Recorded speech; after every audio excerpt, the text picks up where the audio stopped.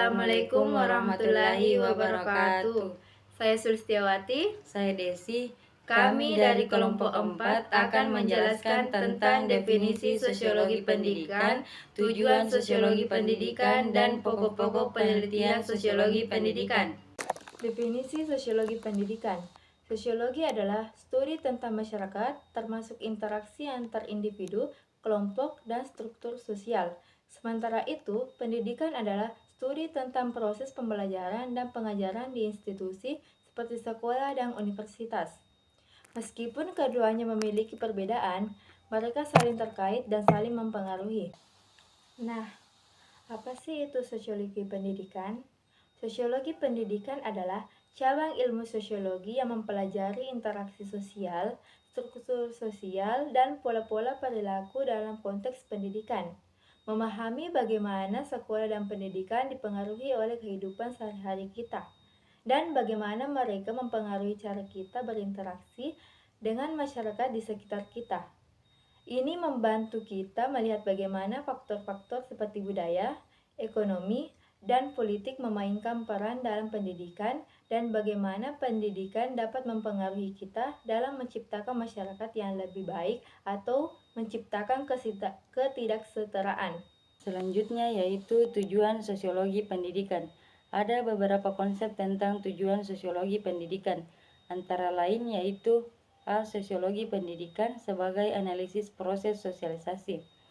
Francis Brown antara lain mengemukakan bahwa sosiologi pendidikan memperhatikan pengaruh keseluruhan lingkungan budaya sebagai tempat dan cara individu memperoleh dan mengorganisasi pengalamannya.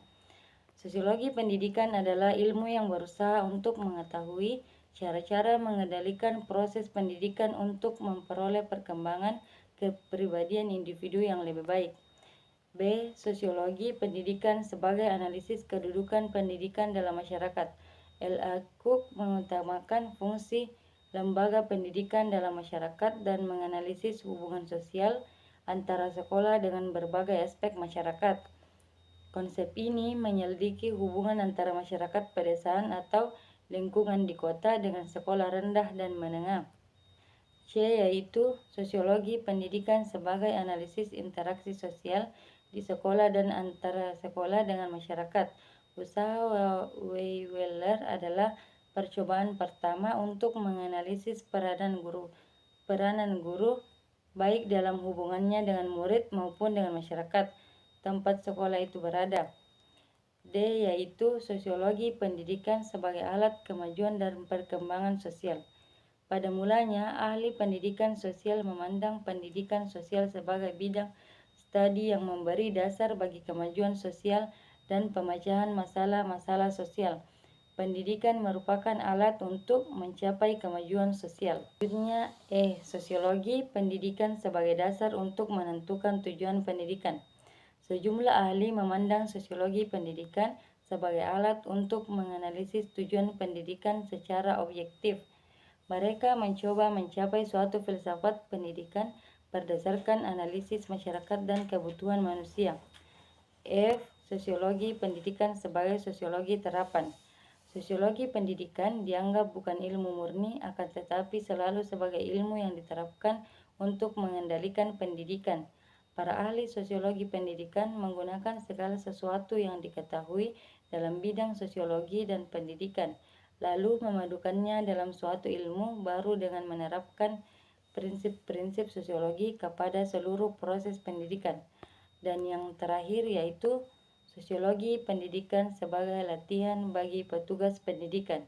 Menurut F.G. Robbins dan Brown, dengan sosiologi pendidikan dimaksud ilmu yang membicarakan dan menjelaskan hubungan-hubungan sosial yang mempengaruhi individu untuk mendapatkan serta mengorganisasi pengalamannya.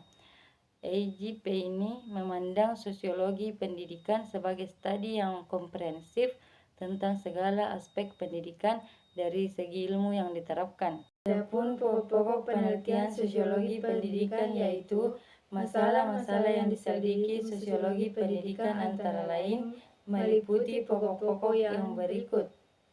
1. Hubungan sistem pendidikan dengan aspek-aspek lain dalam masyarakat. Dalam kategori ini terdapat antara lain masalah-masalah sebagai berikut. di mana ada fungsi pendidikan dalam kebudayaan, Hubungan antara sistem pendidikan dengan proses kontrol sosial dan sistem kekuasaan. selanjutnya fungsi sistem pendidikan dalam proses perubahan sosial dan kultural atau usaha mempertahankan status quo.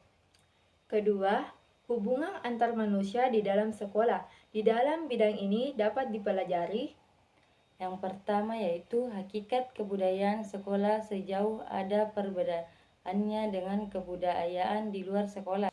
B. Pola interaksi sosial atau struktur masyarakat sekolah yang antara lain meliputi berbagai hubungan antara berbagai unsur di sekolah, kepemimpinan dan hubungan kekuasaan, stratifikasi sosial dan pola interaksi informasi sebagai terdapat dalam clue serta kelompok-kelompok murid lainnya.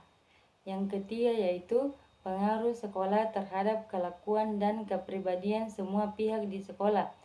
Selain perkembangan pribadi anak, juga kepribadian guru merupakan pokok penelitian. Beberapa pokok yang dapat diteliti antaranya yaitu A. Peranan sosial guru-guru. B. Hakikat kepribadian guru. C. Pengaruh kepribadian guru terhadap kelakuan anak. D. Fungsi sekolah dalam sosialisasi murid.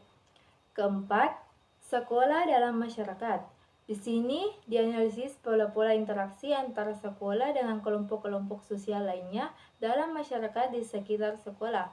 Antara lain dapat dipelajari Yang pertama yaitu pengaruh masyarakat atas organisasi sekolah, analisis proses pendidikan yang terdapat dalam sistem-sistem.